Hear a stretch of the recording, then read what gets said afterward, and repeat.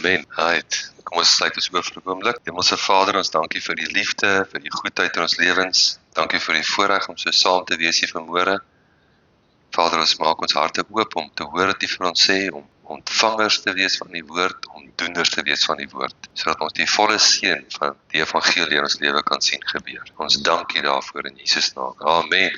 Amen. Halleluja. Welkom almal. Ek is dankbaar julle almal hier so is vanmôre. Het is baie lekkerder om vir julle te preek as vir stoele. So elke ou wat hier is, elke Sondag, jy maak dat hierdie kerk kan bestaan. Amen. My titel vanmôre is die eenvoud van geloof. Die eenvoud van geloof. En ek wil eers oopmaak by Hebreërs hoofstuk 10. Ons gaan begin lees by vers 38. Hebreërs 10:38 sê, maar die regverdige sal uit die geloof lewe. En as hy hom onttrek, het my siel geen welbehae in hom nie. Maar by ons is daar geen onttrekking tot verderf nie, maar geloof tot behoud van die lewe. So ons sien dat hierdie deeltjie gaan oor redding, oor redding. Want dis behoud van die lewe in hierdie lewe en behoud van die lewe vir die ewige lewe. Praat van albei. Die geloof dan is 'n vaste vertroue op die dinge wat ons hoop, 'n bewys van die dinge wat ons nie sien nie. Want daardeur het die mense van die ou tyd getuienis ontvang. Deur die geloof verstaan ons dat die wêreld deur die woord van God toeberei is, sodat die dinge wat gesien word nie ontstaan het uit sienlike dinge nie. Deur die geloof het Abel 'n beter offer aan God gebring as Kain, wanneer hy getuienis ontvang het dat hy regverdig was, omdat God oor sy gawes getuienis gegee het. En deur dieselfde geloof spreek hy nog nadat hy dood is. Deur die geloof is Henog weggeneem om die dood nie te sien nie, en hy is nie gevind nie, omdat God hom weggeneem het, want voor sy wegneming het hy getuienis ontvang dat hy God behaag het. En sonder geloof is dit onmoontlik om God te behaag, want hy wat tot God gaan, moet glo dat hy is en 'n beloner is van die wat hom soek. Ja, kom ons gaan na Romeine 10. Romeine 10 praat ook oor geloof, en ons wil dit aansny by hierdie deel, Romeine 10 vanaf vers 1. Broers, die verlange wat ek van my hart en die gebed wat ek tot God vir Israel doen, is tot hulle redding.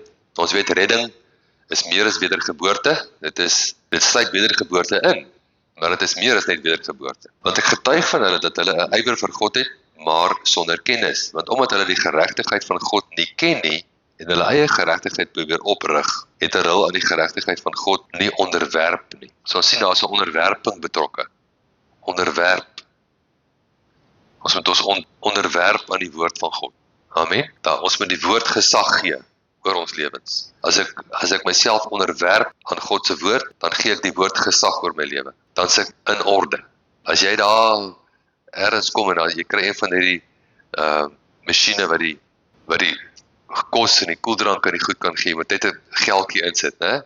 Maar daar staan 'n stiker op buite orde. Dan kan jy na alles kyk, maar jy kan niks kry nie, want hy is buite orde. Dit mag wees dat jy sukkel om te ontvang in jou lewe, want as dinge in jou lewe wat buite orde is. Jy moet in orde kom. Jy moet jouself onderwerp om in orde te wees aan die woord. Amen. Baie belangrik. Daar's 3 redes hoekom wat ons kan blok om te ontvang van die Here. Die eerste is, jy weet nie. Jy's clueless. Jy weet nie genesing behoort aan jou nie. Niemand het dit ooit vir jou gepreek nie. Jy weet nie dat die Here vir jou finansiëel wil voorsien nie. Want dit is nie vir jou gesê nie. Die tweede rede is, jy weet, maar jy glo nie. Jy weet dit, maar jy het nie geloof toegelaat om te ontwikkel in jou hart nie. Die derde rede is ongehoorsaamheid. As die Here vir jou, as jy siek raak omdat jy ongehoorsaam is, dan is die oplossing nie nog healing scriptures nie. Die oplossing is, kom in lyn. Stop die ongehoorsaamheid. Amen. Dis die oplossing. Die help nie ek sê, deur sy wonde is ek genees, maar ek is ongehoorsaam. En ek bly ongehoorsaam, dis hoekom ek siek geword het, nie? Dan moet ek gehoorsaam raak, ek moet myself onderwerp aan die woord, né? Want omdat hulle die geregtigheid van God nie ken nie, en hulle eie geregtigheid probeer oprig, hulle aan die geregtigheid van God nie onderwerp nie. Want Christus is die einde van die wet tot geregtigheid vir elkeen wat glo. Dis 'n geskenk. Want Moses beskryf die geregtigheid wat uit die wet is, die mense wat hierdie dinge doen, sal daardeur lewe. Maar die geregtigheid wat die geloof is, sê dit, moenie in jou hart sê nie, wie sal in die hemel opvaar, naamlik om die gesalfde af te bring, of wie sal in die afgrond neer, naamlik om die gesalfde uit die dode op te bring. Maar wat sê dit? Naby jou is die woord, en jou woord, die woord is die sleutel tot die salwing. God se woord is gesalf, met lasverwyderende, jukvernietigende krag. Naby jou is die woord, in jou mond, en in jou hart. Dit is die woord van geloof wat ons verkondig. As jy met jou mond die Here Jesus bely of Jesus as Here bely en met jou hart glo dat God hom uit die dode opgewek het, sal jy gered word. Want met die hart glo ons tot geregtigheid en met die mond bely ons tot redding. Vers 17, die geloof is uit die gehoor en gehoor deur die woord van God. So ons sien hier dat redding is deur geloof. Ons is wedergebore mense, ons het die Here Jesus aangeneem as ons saligmaker en ons verlosser. En dit het ons die voorreg gegee om 'n kind van God te wees. Maar ons het nog steeds leef ons in 'n wêreld wat gebroken is en waar daar baie behoeftes is en dinge verkeerd loop en die wêreld wil die hele tyd dwarstrek teen ons. En die wêreldstelsel is loodreg teen die wil van God. Die wil van God gaan nie outomaties gebeur. Jy moet die wil van God toelaat om deur jou te gebeur. En die wil van God is goed. Ons het al baie keer Galasiërs 1 vers 3 en 4 gelees, dat die wil van God is dat hy jou moet red van die teenwoordige bose wêreld. Dis sy wil. Maar redding is deur geloof. Dis presies wat hy so sê in vers 8. Naby jou is die woord. Wil jy redding hê van jou omstandighede? Wil jy begin heers oor die omstandighede? Want dis God se wil. Dan moet jy weet, naby jou is die woord. In jou mond en in jou hart. So dit is beginsels van geloof. So ons moet geloof bestudeer, want geloof is die sleutel tot redding. Ek gaan nie verlossing kry van my omstandighede as ek nie verstaan hoe werk geloof nie. Ek moet vaardig word met geloof. Ek moet vaardig word met die woord. Nou gaan ons na Markus 11. Ons gaan weer aandagtig kyk na wat Jesus ons geleer het in Markus 11, dat ons vaardighede kan opskerp. Markus 11, vir die vrye boom. Ons weet daar so in vers 12, en die volgende dag kon hy uit Betanië gaan, het hy honger gehad, en toe hy op 'n afstand 'n vrye boom met blare sien, het hy hom daarin gegaan in die hoop om iets daaraan te vind. En toe hy daar kom, vind hy niks as blare nie, want dit was nie die tyd van vye nie. En Jesus spreek, die woord spreek daar is antwoord. Apokrinomai, dit is die Griekse woord wat gebruik is, om te antwoord. Die boom het eers gepraat, Jesus antwoord hom. Waarmee antwoord Jesus die boom? Hy antwoord die boom met die woord van God. Evidently was hierdie God se woord aan daai boom. Jesus sê, ek spreek wat my Vader vir my sê om te spreek. Jesus het net sommer, dis nie dat Jesus hom vererg het vir die boom, en besluit dat jou vloek ek vandag. Nee, die Vader het 'n woord gehad vir die boom, en dit was 'n antwoord. Ek moet ook as ek, nommer 1, ek moet myself beoefen daarin om dinge te antwoord. Ek kan nie net deur die wêreld gaan stom geslaan nie. Moenie stom geslaan deur die wêreld gaan nie. Antwoord die omstandighede altyd. As die omstandigheid nie in lyn is met God se woord nie, dan moet die omstandigheid geantwoord word. Jy kan nie stom geslaan word nie. Jy moet jou bewondering vir die duiwel verloor. Asseblief. Hy is glad nie so wonderlik. Amen.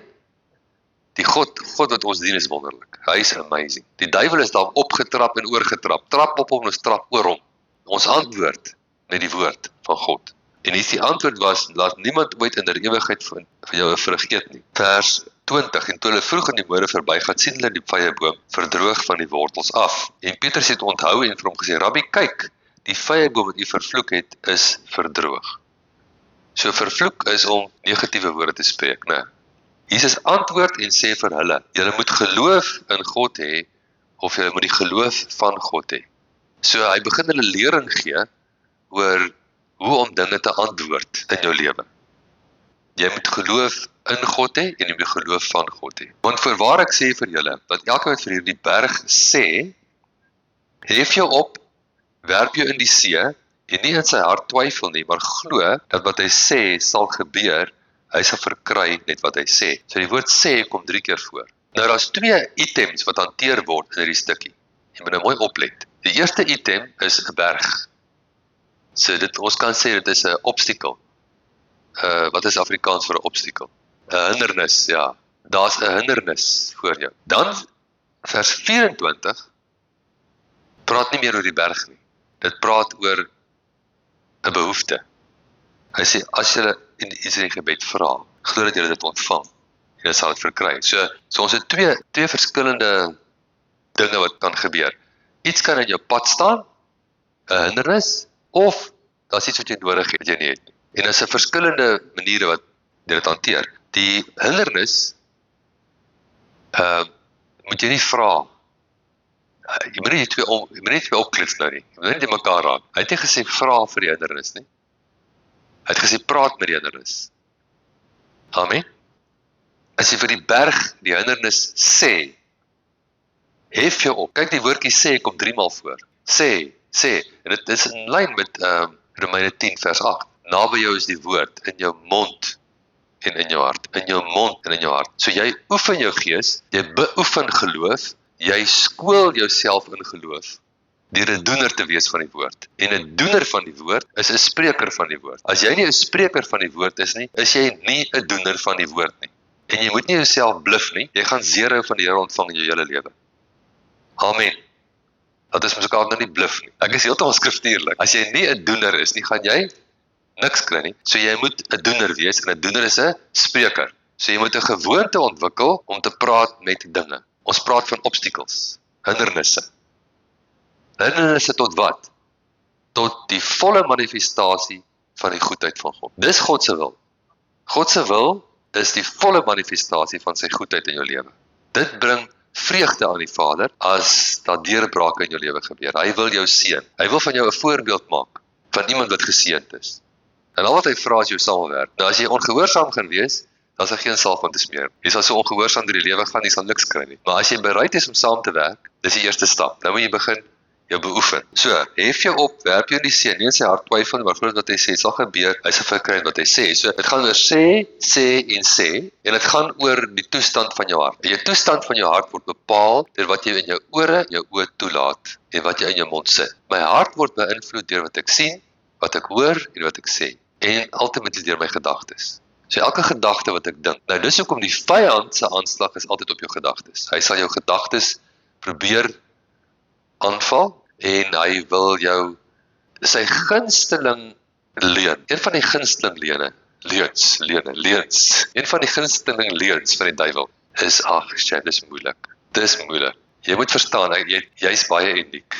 Dis vir jou baie moeilik. Ek onthou Randall Bonk het in sy getuienis gesê hy was 'n hele paar jaar in Lesotho gewees waar hy sendingwerk gedoen het. En hy sê die res van sy lewe daar gebly het. As dit nie was dat hy die Here vir 'n deurbraak gegee het nie. En sy bediening het wêreldwyd gegaan. Jy weet hy het 2 miljoen mense op een slag na die Here gelei. Dit is amazing, maar hy het 'n leuen geglo vir 'n hele paar jaar. Die leuen was Lesotho is a difficult place. Daarvoor sê Lesotho is 'n moeilike plek. Jy sien, dis 'n ou triek van die duiwel. Jesus dink nie dis moeilik nie. As jy dink dis moeilik, dan het die duiwel jou denke geïnfiltreer. Nou is ek nie baie gewild. Maar as jy dink dis moeilik, dan het jy nie vernuwe denke nie. Die enigste wat vir jou gaan sê dis moeilik is die duiwel. En as jy dink dis moeilik, beteken dit jou denke is geïnfiltreer. Jy moet dit uitkry. Amen. Onthou jy daai verlamde man wat deur die dak laat sak is deur sy 4 maats. En hy kom vir Jesus en die fariseërs is heeltemal op stroppelis oor Jesus nou die ou genees. En Jesus sê die volgende woord, hy sê, wat is makliker om te sê? Jou sonde is jou vergewe, of vat jy bed staan op en loop? Wat is dit? Dis eenvoudig, dis maklik. Jesus sê dis maklik. Ons dink dis moeilik. Hoekom dink ons so? Want die duiwel het ons denke geïnfiltreer. Die duiwel sê vir ons, dis moeilik. Of vir iemand te sê, vat jy bed op en loop, is moeilik. Jesus sê dis maklik. Jy sê, jy hoef nie die werk te doen nie. Kom ons kyk na vers 24. Daarom sê ek vir julle, alles wat julle in die gebed vra, glo dat julle dit ontvang en julle sal dit verkry. Ons moet mooi na daai versie kyk. Hy sê nie, glo dat jy dit verkry nie. Dis nie wat daar staan. So hy sê nie, glo, dit is gemanifesteer nie. Hy sê, glo dat jy dit ontvang en dit sal manifesteer. As jy nie glo dat jy ontvang dit nie, sal dit nie manifesteer nie. As jy wil hê dit moet manifesteer, moet jy eers glo jy ontvang dit. Jy sien, jy ontvang dit in die binnekant. Jy ontvang dit in jou hart. Ek moet in my hart genesing ontvang. Dan sal genesing in my liggaam manifesteer. Ek moet 'n deurbraak in my finansies in my hart ontvang. Dan sal 'n deurbraak in my fisiese wêreld manifesteer. Dit help nie ek glo dit manifesteer nie. Ek moet glo ek ontvang dit wanneer ek vra. Dis dieselfde met 'n babatjie. 'n Babatjie word nie gemanifesteer die oomblik as die babatjie ontvang word. Die babatjie word ontvang en as aan 9 maande voor die babatjie manifesteer. Is julle met my? Dit werk net so in die geestelike riem. Jy moet eers glo jy ontvang dit en dan kan dit manifesteer. Daarom sê ek vir julle, alles wat julle in die gebed vra, glo dat julle dit ontvang en julle sal dit verkry. En wanneer julle staan en bid, vergeef as julle iets teen iemand het, sodat julle Vader wat in die hemel is ook julle oortredinge mag vergewe. Maar as julle nie vergewe nie, sal julle Vader wat in die hemel is nie julle oortredinge vergewe nie. Jy moet vergewe vir jou geloof om te werk. En jy het jou geloof nodig. Jy het jou geloof brood nodig. Sonder geloof het jy moeilikheid. So jy kan nie bekostig om nie te vergewe nie. Daar's dan niks van voel jy vergewe nie. Partykeer voel jy nie het vergewe nie. Jy sê lus om te vergewe nie, né? Maar dis deur geloof. Ek vergewe deur geloof. Want die Here het my gesê ek moet. That's it. Dat ek lus voel, het niks aan mee te doen nie. Ek gaan in geloof en ek sê in die naam van Jesus vergewe ek. Al voel ek wil jou verwerg. Ek vergewe. Amen. Ek vergewe deur geloof, want ek het vergifnis is 'n geestelike blok. En ek wil nie geestelike blokke maak nie, ek kan dit nie bekostig nie. Want sonder geloof is dit onmoontlik om God te behaag. Amen. Nou kyk ons na 'n voorbeeld. 1 Petrus 2 vers 24. Dit is nou oor genesing. Ons pas dit nou toe wat ons nou geleer het op genesing. 1 Petrus 2 vers 24 wat self ons sondes in sy liggaam op die kruishout gedra het, sodat ons die sondes kan afsterwe en vir geregtigheid lewe, deur wie se wonde julle genees is. Die King James sê, who his own self bore our sins in his own body on the tree, that we, being dead to sin, can be alive unto righteousness, by whose stripes you are healed. Die wieste vertaling, who himself carried up to the cross our sins, who himself carried up to the cross our sins in his body, and offered himself there as on an altar, doing this in order that we, having died in respect to our sins, might live with respect to righteousness, by means of whose bleeding stripe you were healed. Amen. Een teken dat iemand nog nie hierdie ding mooi snap nie. Sê nou hulle is siek, hulle sê vir jou, ek weet die Here gaan my genees. Ek het geen twyfel nie. Geen twyfel dat die Here my sal genees nie. Jy gaan daai ou elke keer begrawe.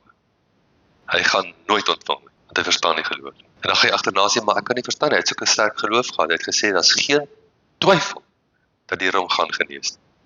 Hy sal tot sy sterfbed glo die Here gaan hom genees. En uiteindelik het dit gebeur in die hemel. Dis of hy geglo het. Gaan. Hy het nie gesê is nie. Hy het dit nooit ontvang nie. Jy sien, hy het altyd gewag dat hy nommer 1, hy het geen verantwoordelikheid vir homself gevat nie. Want die verantwoordelikheid om te ontvang is by jou, nie by die Here nie. Die Here kan gee, so goed hy ook al wil. As jy nie ontvang nie, gaan jy nie kry nie. Die Here kan nie namens jou ontvang nie.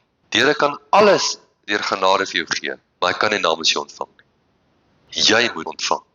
En as jy sê die Here, jy weet verseker die Here gaan jou genees. Wat sou Jesus se antwoord op jou vir jou gewees het? Hy sal sê, Martha, Maria, wat het hy by Lazarus se graf gesê? Here, as u was, Here, ek weet u sal eendag. Hy sê, ek is nie die groot ek was nie. Ek is ook nie die groot ek sal wees nie. Ek is die groot ek is. Jy moet dit teenwoordige tyd toe bring. Hebreërs 11 sê hy wat na God toe gaan moet glo dat hy is.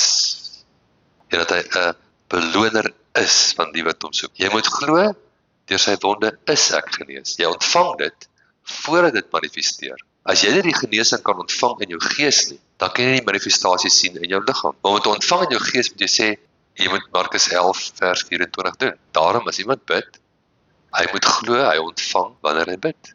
Dan sal hy verkry. Amen. Hy moet sê, deur sy wonde is ek genees. Here, ek kom na u toe, my liggaam is siek, daar's 'n probleem, en ek kom vandag om te ontvang. Die woord sê, dat deur die wonde van Jesus is ek genees. Jesus het dit betaal deur sy wonde aan die kruis. Ek kom nou na u toe, ek ontvang dit. Deur sy wonde is ek genees. Jy sien, as jy dit kan gryp in die gees, as jy dit kan vat in die gees, en jy ontvang dit, dan gaan jy nie meer sê ek sal nie. Dit word nou. Amen. En wat gebeur dan? Lofprysing. Dis jou lofprysing en aanbidding is jou stans wat jy teken. Want die vyand gaan jy probeer, jy staan nou op die woord, en hy gaan jy probeer afstoot van daai woord af. En jy is soos 'n sumo stoeier, jy laat jou nie afstoot van niks af. Jy staan, en jy loof, en jy prys, en sê dankie Jesus, deur die wonde is ek genees. Ek het so 'n getuienis gehoor van 'n ou wat, hy het probleme gehad met rook. Lieflike kind van die Here, wedergebore, maar verslaaf aan 'n sigaret, soos jy maar kan kry. Hy rook dat die bolle staan. En hy gaan na 'n spesifieke predikant en hy sê, asseblief bid vir my. kan jy vir my bid? Nee, dis wat hy gesê, kan jy vir my bid? Hy sê, want ek het al na klomp mense toe gegaan, hulle het al die groot ouens vir my gebid, en ek hou maar net ander woord. Hy sê wel, ek sal op een voorwaarde vir jou bid. Ek gaan vir jou 'n opdrag gee om te doen. En as jy commit om die opdrag te doen, dan sal ek vir jou bid. Hy sê, wat is dit? Ek sê, hy sê, is nie moeilik nie, is nie moeilik. Hy sê, van hierdie dag af, sê jy, dat sigarette het geen aantrekkingskrag vir my. Hy sê, nee, maar ek kan dit nie doen, dit sal alleen wees. Hy sê, dis nie moeilik nie, hy sê dit. En as jy nou daai sigaret aansteek, jy vat 'n skyfie, en jy jou asem kry tussen, en dan sê jy, hierdie sigarette het geen aantrekkingskrag vir my. En as jy die aand gaan slaap, jy sit die sigaretpakkies op jou bedkassie, dan lê jy hand op en sê jy, ek is verlos van sigarette. Hy sê maar, ek sal besig wees om te rook. Hy sê, ek weet, jy rook nou in elk geval. Sê dit nie. En hy sê nie, maar goed, jy bid te vol, en hy begin dit doen. En 'n paar maande later, toe sien die predikant weer die ou, hardloop en daar sê, ek is vry. Hy sê, ek het eendag so op die straathoek gestaan, en ek het net weer ouer gewoonte 'n sigaret aangesteek, en soos my gewoonte is, voor ek die eerste teeg en toe sê ek is vry van hierdie sigarette. En daar op daai oomblik toe voel ek net glad nie, dis vir daai sigaret meer, en ek is vry. Ek is vry. Jy sien, dit is om dinge te roep wat nie bestaan nie, asof dit bestaan, totdat dit bestaan. Nou jy gaan jou genesing roep, die genesing wat nie bestaan nie, gaan jy roep asof dit bestaan, totdat dit bestaan. Amen. Jy gaan dieselfde doen met jou finansies. Jy gaan jouself skuldvry roep. Jy is nie skuldvry nie. Jy wil graag skuldvry wees. Amen. Jy gaan dit roep asof dit bestaan, totdat dit bestaan. Jy wil graag 'n huis besit. Jy besit nie 'n huis. Jy gaan na die huis roep asof dit bestaan, totdat hy bestaan. Amen. Jy ontvang dit in die gees, dan sal jy dit sien in die vlees. Dis wat Jesus vir ons leer. Jy kan enigiets van die Vader se ontvang. Enigiets. Jy sê is te goed om waar te wees. Dit is waar. Kom ons kyk 'n bietjie na Lukas 15. Lukas 15, ek lees van vers 11 af. Nou as ons aandagtig luister, dis die Here Jesus self wat hierdie gelykenis vertel, en hy wil iets baie belangrik vir ons leer. En as ons gaan gryp, jy gaan net soveel hier uitkry as wat jy bereid is om te ontvang. Okay? So maak nou jou geestelike mond oop. Maak jou geestelike sluise oop dat jy hoor wat die Here vir jou sê. Moenie dink, ag, ek ken daai deel nie. Dan gaan jy niks ontvang. Amen. Hy het ook gesê 'n man het 2 seuns gehad. En die jongste van hulle het vir sy vader gesê, Vader, gee my die deel van die eiendom wat my toekom, en hy het die goed tussen hulle verdeel. En nie baie dae daarna nie, die jongste seun alles bymekaar gemaak en weggereis na 'n ver land. En daar het hy sy eiendom verkoos deur losbandig te lewe. En toe hy alles deurgebring het, kom daar 'n swaar hongersnood in daardie land, en hy het begin gebrek ly. So wat was die een probleem wat die seun fout wat hy het nagemaak? Hy was buite orde, né? Buite orde. Hy het homself nie meer onderwerp aan die gesag van sy pa nie. Hy het nie meer, as jy jou nie onderwerp aan die gesag wat die Here daar stel nie, dan plaas jy jouself buite 'n vangnet, buite die beskerming, en dinge kan lelik verkeerd loop in jou lewe. Amen. So die seun het hom uitgerebelleer teen sy pa, en dit het hom duur te staan. En toe het hy hom by een van die burgers na die land gaan voeg, en die het hom in sy veld gestuur om varke op te pas, en hy het verlang om sy maag te vul met die peule wat die varke eet, en niemand het dit aan hom gegee nie. Want hy het tot homself gekom en gesê, hoe baie huurlinge van my vader het oorvloed van brood, en ek vergaan van honger. Ek sal opstaan en na my vader gaan, en ek sal vir hom sê, Vader, ek het gesondig teen die hemel en voor u. Ek is nie meer werd om die seun genoem te word nie. Maak my soos een van die huurlinge. So hy het tot inkeer gekom, en hy het nie probeer verskonings maak. Hy het gesê, ek het gesondig teen die hemel en voor u. Sê, dis die regte attitude. Dis hoe jy jou bekeer, of terugkeer. Jy kom nie met verskonings, ja, dis omdat pa my so sleg behandel het, dat ek moes iets doen nie, of wat ook al nie. Jy sê, ek het gesondig voor die hemel en voor u. Hy het opgestaan na sy vader gegaan, en toe hy nog ver was, het sy vader hom gesien, en innig jammer vir hom gevoel, en gehardloop en hom omhels, en hartlik gesoen. En die seun sê vir hom, Vader, ek het gesondig teen die hemel en voor u, en ek is nie meer werd om die seun genoem te word. Nou, hy het nie eens by die tweede deel van sy speech uitgekom. En die vader toe net nog interrupt. Hy sê, maar die vader sê vir sy diensknegte, bring die beste kleed en trek hom dit aan. Gee 'n ring vir sy hand en skoene vir sy voete. En bring die vetgemaakte kalf en slag dit. Laat ons eet en vrolik wees. Want hierdie seun van my was dood en het weer lewendig geword. Hy was verlore en is gevind, dat dit begin vrolik word. Ons sien die Here beloon bekering. Hy beloon terugkeer. Hy beloon jy kan hoe ver van koers afraak. As jy terugkom, kry jy beloning. Deur 'n beloning. Amen. Hy het nie net die seun teruggevat en maar 'n dienste gemaak. Hy het vir hom 'n kleed aangesit, 'n ring, skoene en die vetgemaakte kalf geslag. Amen. Dis die tipe vader wat ons dien. En sy oudste seun was in die veld, terwyl hy al nader na die huis kom, hoor hy musiek en beurtsange, en hy roep een van die diensknegte na hom toe en vra wat dit beteken. Die sê toe vir hom, die broer het gekom, die vader het die vetgemaakte kalf geslag, omdat hy hom gesond teruggekry het. Hy het kwaad geword, en wou nie binne gaan nie, sy vader gaan toe uit en smeek hom, maar hy antwoord en sê vir sy vader, kyk, ek dien u so baie jare, ek het nooit u gebod oortree nie, en vir my het u nooit 'n bokkie gegee, sodat ek vir my vriende vrolik kan wees nie. Want toe hierdie seun van u kom, hy noem nie sy broer nie, hierdie seun van u kom, wat u goed met hoere deurgebring het, het u vir hom die vetgemaakte kalf geslag. Toe sê hy vir hom, kind, jy is altyd by my, en al wat myne is joune. Ons moet tog vrolik en bly wees, want hierdie broer van jou was dood, en het weer lewendig geword, hy was verlore, en is gevind. So sien die tweede kind se probleem was, hy het die gebooie gehou, né? Hy was die wettiese ou, okay? Die godsdienstig. Hy kom op grond van sy werke. Kyk, ek dien u so baie jare. So as jy genesing wil ontvang, help dit nie vir jy sê vir die Here, kyk, ek dien u so baie jare, ek het nooit die gebod oortree nie. Okay? Dis nie die regte gronde om te ontvang van die Here. Jy kom nie op grond van jou verhouding nie. Jy kom op grond van jou werke. Wat gaan jy kry? Niks. Jy moet kom op grond van verhouding. Nie op grond van werke. Maar hoor wat sê die Vader. Kind, jy is altyd by my. Hy sê nie, kind, ek is altyd by jou nie. Dis ook waar, maar dis nie wat hy in die deel sê nie. Die klem van die kind, jy is altyd by my.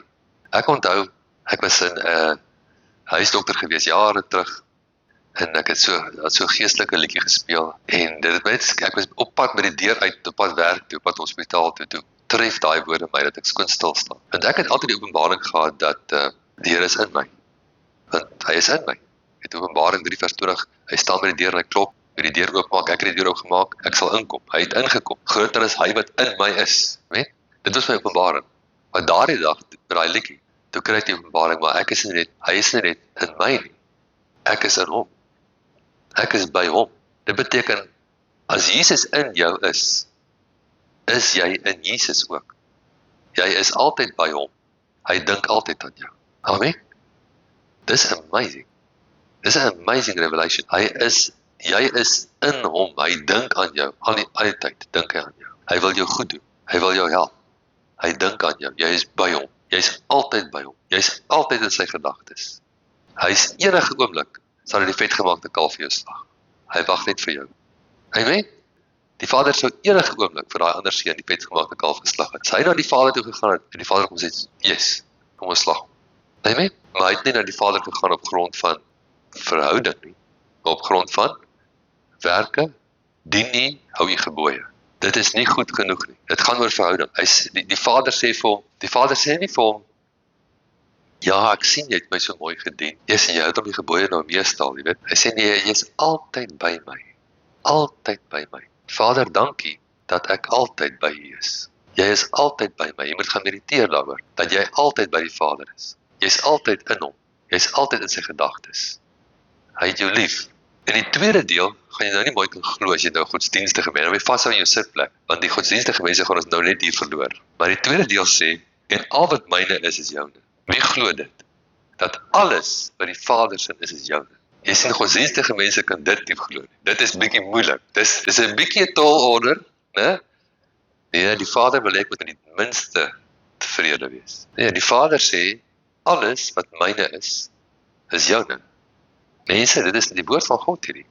Dit is die woorde van Jesus. Dit beteken, jy moet regtig gaan mediteer. Dit is 'n ding wat gemediteer moet word, dat ons dit in ons bewussyn kan inkry. Dat ek en jy is altyd by die Vader, altyd in hom, altyd in sy gedagtes, en alles wat die Vader se is myne. Hoekom, as alles wat die Vader se is, syne was, het hy niks gekry nie? Julle het nie, want julle vra nie. Hoekom vra julle nie? Want julle glo nie. Jy sien, jy is mislei, die duiwel mislei jou gedagtes. 2 Korintiërs 11 vers 3. 2 Korintiërs 11 vers 3 wil ek vir ons eintlik in die James vertaling lees. Hy is ook in Afrikaans, maar ek dink hy vat hom vir my meer vas in die King James. Die apostel Paulus sê die volgende woorde in 2 Korintiërs 11:3. But I fear lest by any means, as the serpent beguiled Eve through his subtlety, so your minds should be corrupted from the simplicity that is in Christ. The simplicity. Die simplicity. Jy sien, dit is nie complicated nie. Die duiwel probeer altyd dinge complicated maak. Hy probeer die water modderig maak. Amen. En hy gaan jou denke aanval om vir jou te sê, dis moeilik. Moeilik. Dis nie moeilik nie. Niks is vir die Here moeilik nie. Stem saam met die Here. Amen. Dis eenvoudig geloof. Dis al wat nodig is. Eenvoudige geloof. Jy het nie complications nodig. Baie keer die mees fenomenale musiek is eintlik eenvoudig. Dit is eintlik die mees briljante idee wat iemand al gehad het. Dit is eintlik eenvoudig. As jy agterna sien, dit is eintlik eenvoudig. Daar's genialiteit in eenvoud. 'n ware geniale idee is baie keer eenvoudig. Jy moet nie jou denke laat corrupt from the simplicity nie. Dis eenvoudig. Dis maklik om te ontvang. Sê saam met my, dis maklik om te ontvang. Ek ontvang altyd. Amen. Dis vir my maklik. Jy moet dit sê. Dis vir my maklik. Ek ontvang altyd. Dis maklik. Die duiwel kom met vra. Hoekom dit? Hoekom dat? Hoekom nou nog nie? Sê, maak hom stil met die woord. Sê, dis maklik. Ek ontvang altyd. Amen. Ek het dit. So dis my en jou posisie. Die Vader dra my in sy hart. Ek is voortdurend in sy gedagtes. Ek is altyd by hom. Alles wat aan my Vader behoort aan my. Alles wat aan my Vader behoort aan my. En nou gaan ons na Galasiërs 3 toe. Galasiërs hoofstuk 3. Ons gaan vanaf vers 1 begin lees. O onverstandige Galasiërs, weet julle betower om die waarheid nie gehoorsaam te wees nie. Julle vir wie se oë Jesus Christus afgeskilder is as onder julle gekruisig. Dit alleen wil ek van julle weet. Het julle die Gees ontvang uit die werke van die wet of uit die prediking van die geloof? Wat is die antwoord? Prediking van die geloof, nie die werke van die wet. Let op daai belangrike woord, ontvang. Ons ontvang, want julle Romeine 5:17, die wat kan ontvang, is die wat sal heers. Belangrik om te leer om te ontvang. Jy ontvang nie uit die werke van die wet nie. Jy kan allerlei reëls hou, dis nie waar dit gaan nie. Jy ontvang deur die prediking van die geloof te hoor en te ontvang. Jy ontvang die woord. Is julle so onverstandig, nadat julle met die Gees begin het, eindig julle nou met die vlees, het julle verniet so baie gelei, as dit maar verniet was. Vers 5. Hy wil aan die Gees verleen en kragte onder julle werk. Doen dit uit die werke van die wet of uit die prediking van die geloof? Wat is die antwoord? Prediking van die geloof, né? Want wat sê Romeine 10:17? Die geloof kom dan uit die gehoor en die gehoor deur die woord van God. So as jy jouself stel onder die prediking van geloof, dan hoor jy die woord, jy hoor die woord en die woord bring geloof en dit stel jou in staat om te ontvang. Jy ontvang. Net soos Abraham in God geglo het, is om tot geregtigheid gereken. Julle verstaan dan, dat die wat uit die geloof is, hulle is kinders van Abraham. En dit, as jy 'n kind van Abraham is, wat kom saam met dit? Die seun van Abraham. Abraham was 'n geseënde man. En as jy deel van die saad van Abraham is, gaan jy geseënd wees. Maar dit moet deel van jou onderbewussyn word. Daar is hierdie ou wat uit 'n Joodse vriend gehad, wat baie welgesteld was, en hy vra toe vir hom, verduidelik vir my die geheim van jou sukses, finansiëel. Die ou sê, ek verstaan nie jou vraag nie. Hy sê, wel, kom ek probeer dit eenvoudig gestel. Hoekom het jy so ryk geword? Ek verstaan nie jou vraag nie. Hy dryf jou aan die mure uit. Nadat sê hy vir man, ek is 'n Jood. Jy sien, dis sy identiteit. Dis so goed ek vra vir iemand, hoe het jy 'n vrou geword? Wat gaan hulle vir my sê? Ek verstaan nie jou vraag. Hoe het jy 'n vrou geword? Ek is so gebore. Amen. Wanneer jy wedergebore is jy wederbaar as die saad van Abraham en die seun van Abraham behoort aan jou. Hoe anders? Julle verstaan dan, dat die wat uit die geloof is, hulle is kinders van Abraham. En die skrif wat vooruitgesien het dat God die heidene uit die geloof sou regverdig, het vooraf die evangelie aan Abraham verkondig met die woorde, in jou sal al die volke geseën word, bekragtig om suksesvol te wees. Sodat die wat uit die geloof is, bekragtig word om suksesvol te wees, saam met die gelowige. Amen. Vers 3, Christus het ons losgekoop van die vloek van die wet, deur vir ons 'n vloek te word, want daar is geskrywe, vervloek is elke wat aan hout hang, sodat die seun van Abraham, dat die heidene kan kom in Christus Jesus. Dat is die belofte van die Gees, deur die geloof, kan ontvang. Daar is weer ontvang, net soos Romeine 5:17. Ons kan ontvang, want ons is die saad van Abraham. Ons is die wedergebore saad van Abraham. Vers 29, en as jy aan Christus behoort, dan is jy nageslag van Abraham, saad van Abraham, en volgens die belofte, erfgename. Erfgename. Wie van julle behoort aan Christus? dan as jy 'n erfgenaam. Goeie nuus, né? Wie van julle sal bly wees as jy skielik 'n brief in die pos kry wat sê daar's 'n ryk tannie van jou of iemand wat jy nie eens geweet het daar is nie. In elk geval, hulle het alles vir jou nagelaat. Hulle het 4 plase vir jou nagelaat en al die beeste en die skape. Dit sal nice wees. Jy sê, wow, ek is 'n erfgenaam. Nou sien, dit is in die natuurlike realm. Maar sien, as die ding jou tref in die gees, dan moet jy net so bly wees. Hoe bly sou jy gewees het as dat jy regtig so 'n brief in die pos gekry het? Hoe hoog sou jy gespring het? Hoor as die stoele. Jy het net 20 miljoen rand geërf. Dit kan enigeen goed doen, né? Nou, ontvang dit in die gees, want dit alles wat aan jou Vader behoort aan jou. Dit behoort aan jou. Jy's 'n erfgenaam. Wat staan in Efesiërs 1, daai gebed? Ek bid vir die Efesiërs dat hulle sal hê verligte oë van hulle verstand, dat hulle sal weet 3 dinge: die hoop van hulle roeping is wie jy is, die erfporsie, die heerlikheid van die erfdeel, dat die liggie sal opgaan. Ek bid vir die Efesiërs. Here, ek bid vir die klomp Efesiërs, dat die liggie in hulle koppe sal aangaan, dat hulle sal weet hulle is erfgename. En wat jy kan doen, die krag wat beskikbaar is vir die wat glo. Dieselfde krag wat Jesus opgewek het uit die dood. Jy moet daai gebed vir jouself bid elke dag, mediteer op, bid op. Matteus 11 vers 28 tot 30 sê Jesus die volgende woord. Hy sê, kom ons lees dit saam, Matteus 11. Kom na my toe, almal wat vermoeid en belas is, en ek sal julle rus gee. Neem my juk op julle en leer van my, want ek is sagmoedig en nederig van hart. En julle sal rus vind vir julle siele, want my juk is sag en my las is lig.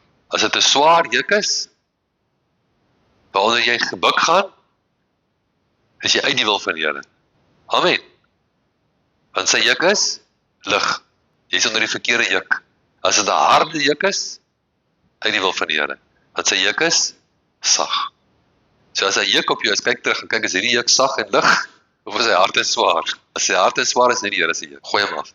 Amen. Die vloei van geloof waarin ons self bevind. Ons maak onsself 'n landingsplek vir die krag van God deur te vloei in geloof. En die vloei van geloof is in vreugde en in vrede. Die vloei van geloof is sag. Dit is nie bekommerd nie. Jy bekommer jou oor niks. As daar niks anders op die aarde wat jy reg kry, maar jy kry dit reg om jouself op te bekommer, dan is jy okay. Amen. Dan jy geestelik iets reg gekry wat min mense reg gekry het. Meeste mense kry dit nie reg om hulle self op te bekommer. Hulle bekommer hulle dood oor alles. Praat daaroor, bekommer daaroor, loop komkommer, né? Uit die wil, totaal uit die wil van die Here. Dis nie God se manier nie, dis nie sy wil nie, dis nie sy koninkryk nie. Geen bekommernis nie. Hy sê dit, stop dit. Klomp plekke sê hy, stop dit. Jy moet dit baie keer vir jouself sê. Stop dit. Charles Capps altyd gesê, as hy 'n simptoom ervaar in sy liggaam van siekte, dan het hy so gemaak, sê, stop dit. Amen, dan stop dit. Hy het gesag gevat oor sy lyf. Jy kan gesag vat oor jou gedagtes. Jou gedagtes weghardloop met jou. Stop dit. Maak nie saak hoe ingewikkeld dit lyk. Maak nie saak hoe sleg dit lyk nie. Ons hemelse Vader is oor dit. En jy is bo dit, want jy is met hom. Waar is hy? Hy is gesetel in hemelse plekke. Waar is jy? Want jy is saam met hom. Amen. So dit beteken jy is oor die probleem. Die probleem is nie oor jou nie, jy is oor die probleem. Maar as jy jou posisie inneem, jou posisie is in die gees. Neem jou posisie in vrede in, neem jou posisie in vreugde in, neem jou posisie in geloof in. Amen.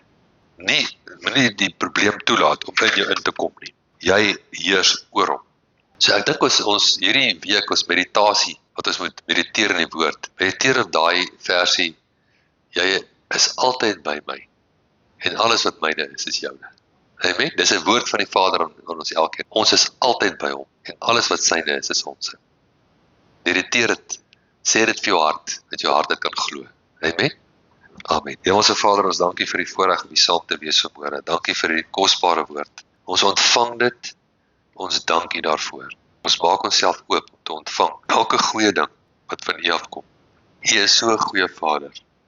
U hart is so goed vir ons. U is so vol liefde vir ons. U wil vir ons is so amazing. Ons dank U daarvoor. Ons weier om onsself te besoedel met bekommernis, met vrees. Ons ontvang die vrede wat aan ons nagelaat is. Die vrede wat alle verstand te bowe gaan. Ons staan in vreugde in U woord. U woord is eerste plek in ons lewe. Ons weier om onsself te laat absorbeer deur ander dinge. Ons absorbeer U woord en ons word in die woord geabsorbeer. En ons dank U daarvoor. In Jesus naam. Amen.